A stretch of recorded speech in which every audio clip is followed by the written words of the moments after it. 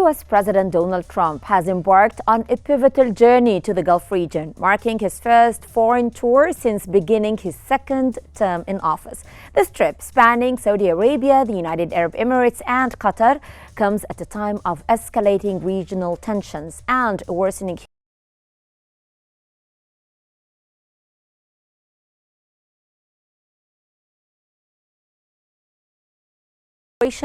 economic investment and diplomatic efforts to de-escalate conflicts and to reaffirm America's influence. Can this tour deliver the security, economic and diplomatic breakthroughs both sides desperately seek, or will it expose widening rifts beneath the surface? Welcome to In Depth with me, Hala Al-Hamalawi.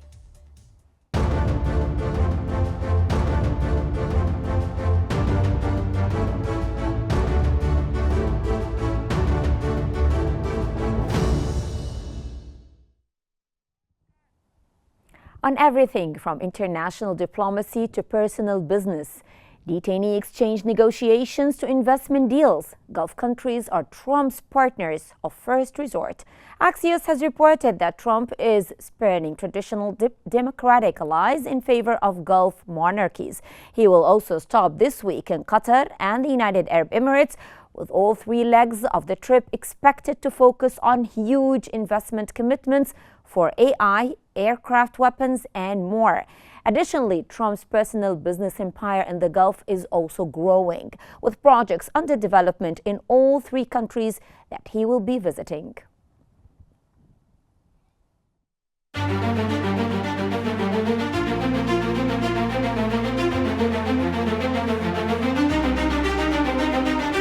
U.S. President Donald Trump is embarked on his first major foreign tour since beginning his second term, visiting three key Gulf nations, Saudi Arabia, Qatar, and the United Arab Emirates. This historic trip, taking place from May 13th to 16th, 2025, underscores the strategic importance of U.S. Gulf relations amid escalating regional tensions, including the ongoing conflict in Gaza and concerns over Iran's nuclear program. The tour begins in Riyadh, Saudi Arabia, where Trump will attend a Gulf Cooperation Council summit hosted by Crown Prince Mohammed bin Salman to discuss counter-terrorism efforts, maritime security in the Red Sea, and the pursuit of a ceasefire in Gaza. Economically, Trump's visit is focusing heavily on securing major investment deals. Saudi Arabia pledged $600 billion in investments in the U.S. over the next 4 years, while the United Arab Emirates committed to a $1.4 trillion investment package spanning a decade.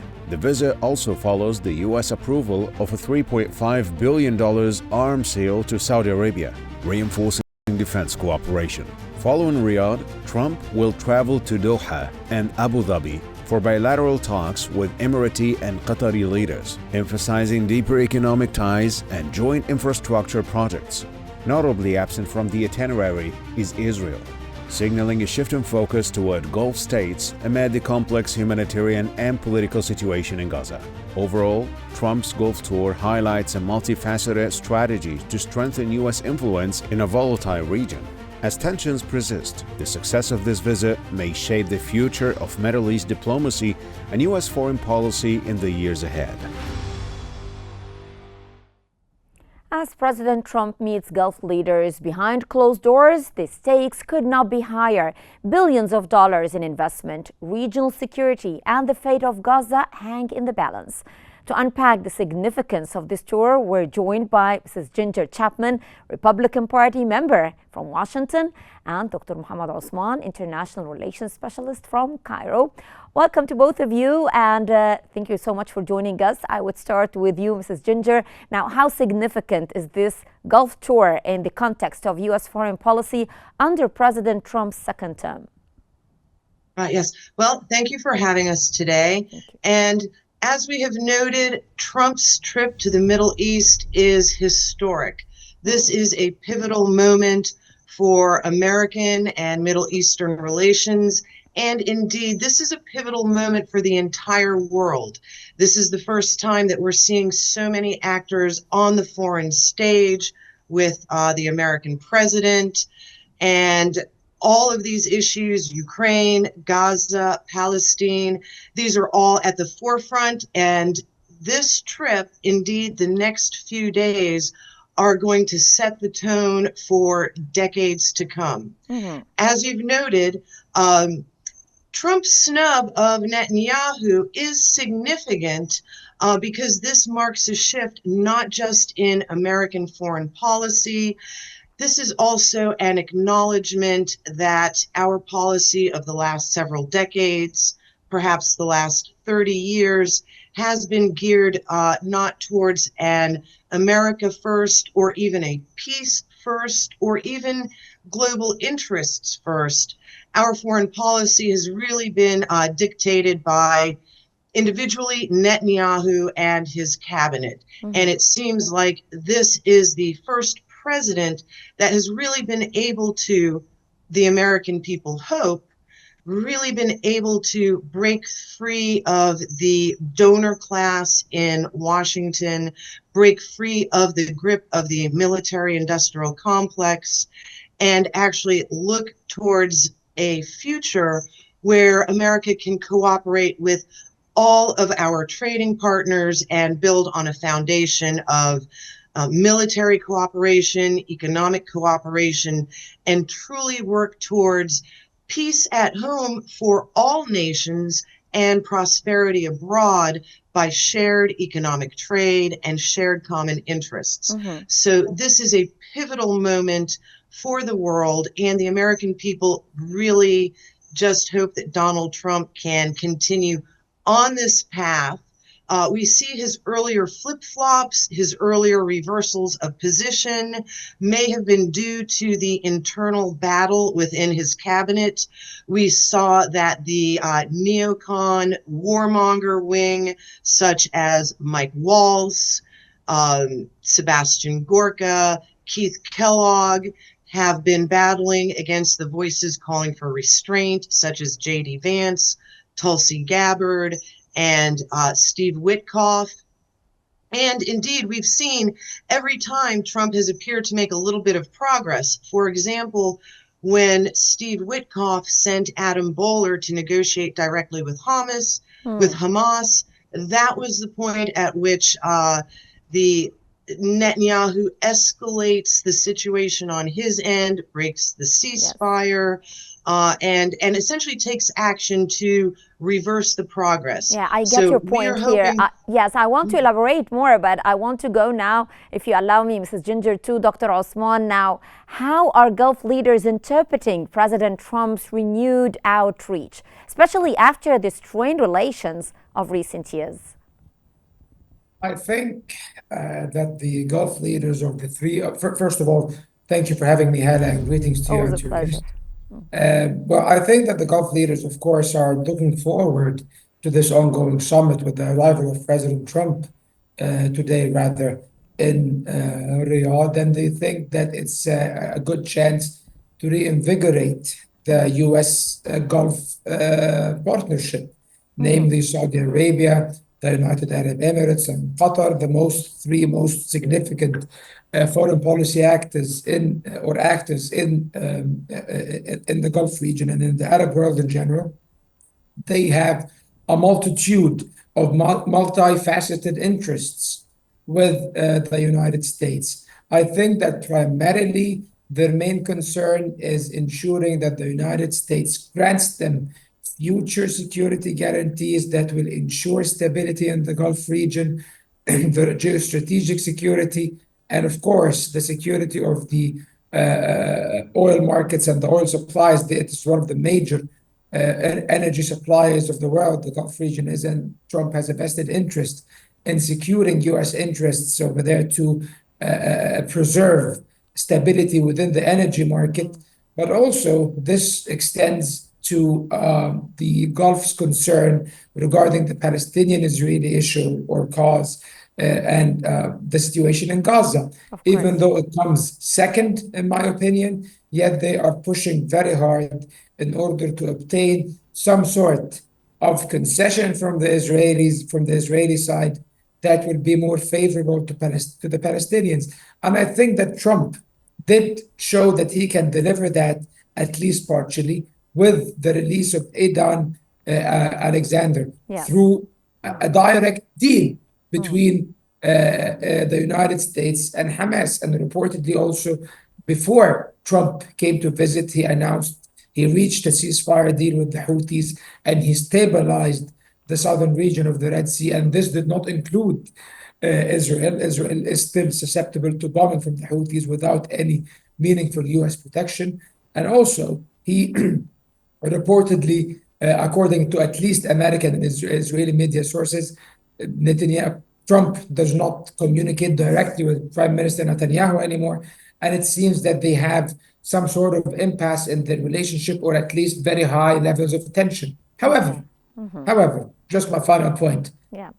Does this mean that we are witnessing a qualitative shift in U.S. foreign policy with regards to the Middle East and the United States security commitment and unconditional support for Israel?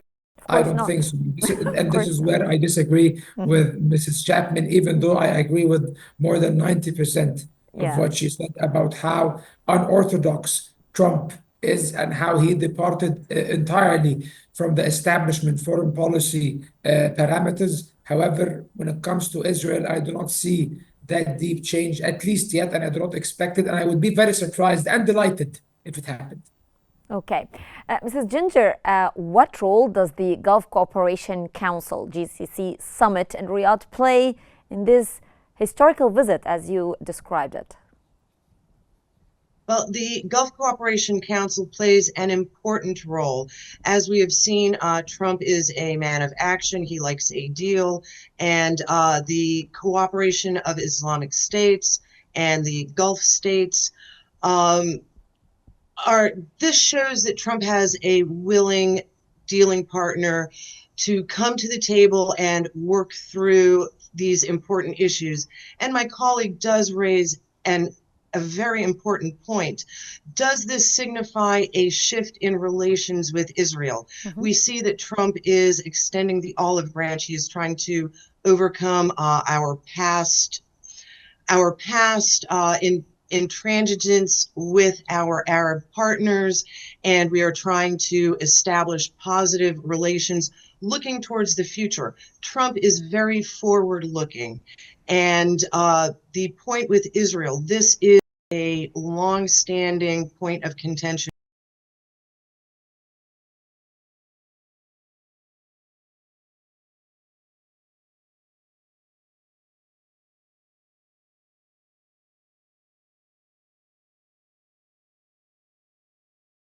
High-level dual Israeli citizens, Zionists that occupy high executive offices within our administrative agencies. And this is a problem that the United States, the American public is only now coming to terms with.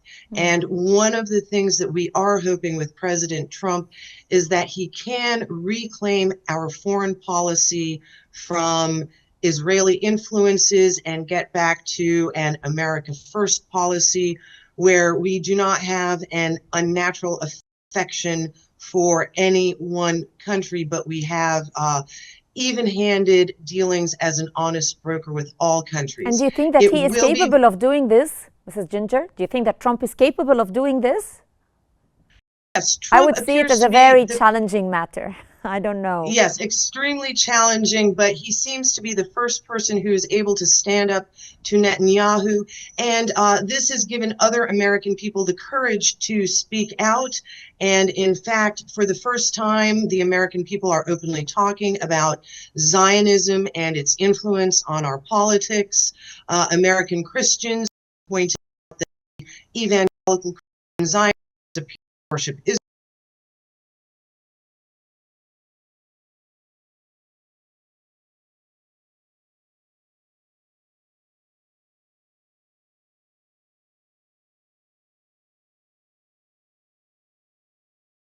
Israeli enemies are American enemies, and we believe this is not working anymore. The American people are waking up, and it is the American people want to be a friend to all nations. We want to be a friend to Israel people, to the Palestinian people, to China, to Russia. We are tired of the last 40 years of American expansionist aggression, we are bankrupt. We can no longer afford this. We are $36 trillion in debt.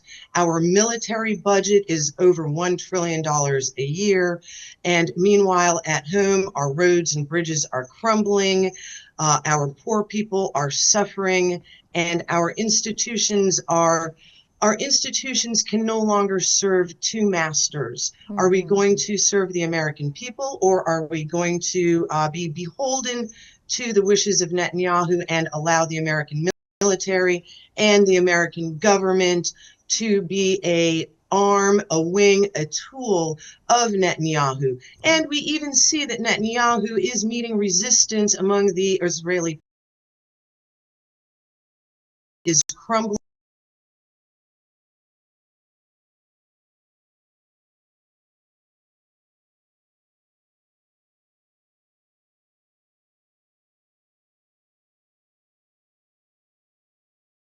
American people have finally said we are not helping the people of Israel by allowing them to continue doing what they want to do without consequences. We're in a situation where the world, even Jews around the world and other nations, are arm at what's happening in Israel. And the American people can no longer allow Israel to continue down this path because we are not helping them. We are now hurting them by allowing them to bully their neighbors and become a partner. America is losing our reputation on the world stage, and we now have to correct course for our own good, even for the good of Israelis, but also for the greater good, and to finally end 75 decades of failure and start a new course. So once again, this is a pivotal moment for the world the next few weeks, and the American people are relying on our Arab partners to come to the table with a deal and deal with Trump and embark on a new course. This is the whole point of the visit. And I mean, making a statement saying that 50 years of failure is a very strong statement from you, Mrs. Ginger. I think it's very true at the same time. Now, Dr. Osman, from your perspective, what are the main security challenges that the U.S. and Gulf states face today? As I've said before, the Gulf region is a net exporter of oil and gas, energy. So it is one of the major energy hubs in the world, one of the major energy producers in the world. So any disruption of the security and the freedom of navigation in that area will have detrimental consequences on the global economy and on the U.S. economy. The U.S. economy is always very affected, like all the economies in the world, especially non-oil economies, that by the rise of oil prices. It raises inflation, it raises the prices of everything. So the United States has a vested interest in maintaining the security and the stability for that region, and that has been the geopolitical focus of the United States for the past 80 years, at least. So I think this is the major U.S. concern, security. And with this regards, the U.S. still maintains de facto unwritten security guarantees to many Gulf allies, to many of its Gulf allies in the region. They have also the deal they have reached with the Houthis in Yemen does guarantee that there will be more calm on that front, and also the de-escalation with Iran serves to diminish the chances of conflict. Had a conflict broken out between Iran and the United States, and now that is becoming ever more distant possibility, thanks to the level-headedness of President Trump and him not relenting to Israeli pressure to bomb Iran. He decided to take the diplomatic pathway, and I think so far it's yielding results, and they are reportedly nearing a very convenient deal with regards to Iran's nuclear program. This program was a source of concern to the Gulf allies, as they do not want to see an Iran armed with nuclear weapons, so that removes the prospects of an Iranian nuclear arms program. And at the same time, it avoids the idea of entering into a war or a confrontation with Iran that will definitely affect the Gulf, because Iran will basically retaliate against US interests in the Gulf region. So it seems that they have a joint vision, security vision with regards to security concerns. They also are cooperate a lot on issues of counterterrorism, and this is very well known. And that there is a strategic security relationship between Saudi Arabia, the United Arab Emirates, and the United States in terms of counterterrorism. So it seems that there are a variety of security issues that will be discussed by both sides. And of course, the Gulf region wants more US arms, and the US wants to sell more arms as well to the Gulf region in order to, because this will benefit the US arms industry and the US economy. So it's a win-win situation. Definitely. And I think that the relationship between the US and the Gulf region will develop ever more and be ever smoother after this Trump tour.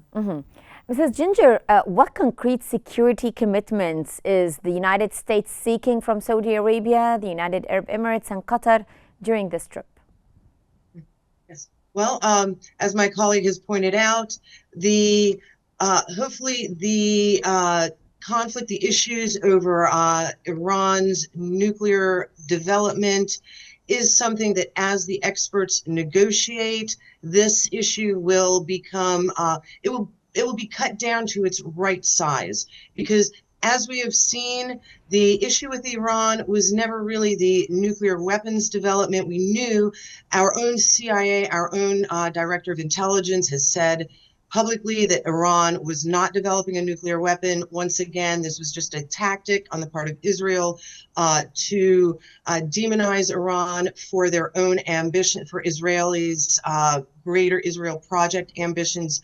So as we have the experts negotiating over Iran, this issue should be cut to its correct proportion, and we can then move on to issues of security guarantees, ongoing energy agreements, and trade with our Gulf neighbors and partners, for example. And this is what the American people are worried about. We do need long-lasting, enduring security agreements that are going to last for more than President Trump's term.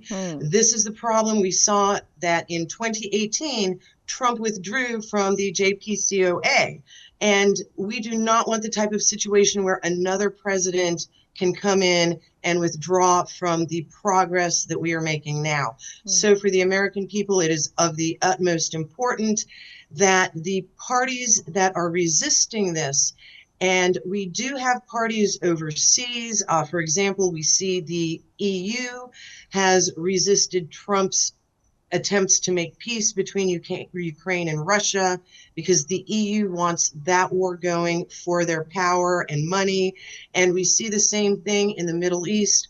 There are certain factions that, for reasons of ideology, loyalty to Zionism, they want to see the wars in the Middle East ongoing. They want the conflicts to continue. So it is very important right now for the American people that we tackle our forces in our own Congress. For example, Senator Lindsey Graham, Senator Tom Cotton, John Bolton. These are notorious war hawks that want to keep the war going. They're putting up resistance to Trump. We are hoping that the American people can deal with our own internal resistance, and that the rest of the world, for example, our Arab partners, can, as they come to the table to negotiate with us, can also work through their internal conflicts, because the entire world needs long-lasting, enduring agreements that will carry us forth for the next 80 years to turn the corner on the past 75 years of failure. So my colleague is entirely correct. We need long-lasting, enduring agreements, and we need each nation to work on our own internal resistance to pivot towards lasting security, economic agreements that bring energy abundance, innovation, economic cooperation, and military and security cooperation. And we will need to overcome the forces of resistance, the naysayers, the neocons, and the warmongers. Each nation has these, and we need to deal with these so that we can all move forward together. I get your point. Thank you so much, Mrs. Ginger Chapman, a Republican Party member, and Dr. Muhammad Osman, International Relations Specialist, for your very valuable insights at this pivotal moment in the U.S.-Gulf relations. Thank you so much. And the echoes of this tour will reverberate far beyond the Gulf. Whether this visit marks a turning point or a fleeting spectacle will depend on the actions and cooperation that follow. For now, the world watches, hopeful that renewed engagement can bring a measure of stability to a region in turmoil. That concludes today's episode of In Depth. I'm Hala Al-Hamalawi. Thank you so much for watching, and stay tuned for more updates on Q News as we continue our coverage of the historic visit of U.S. President Donald Trump to the Gulf.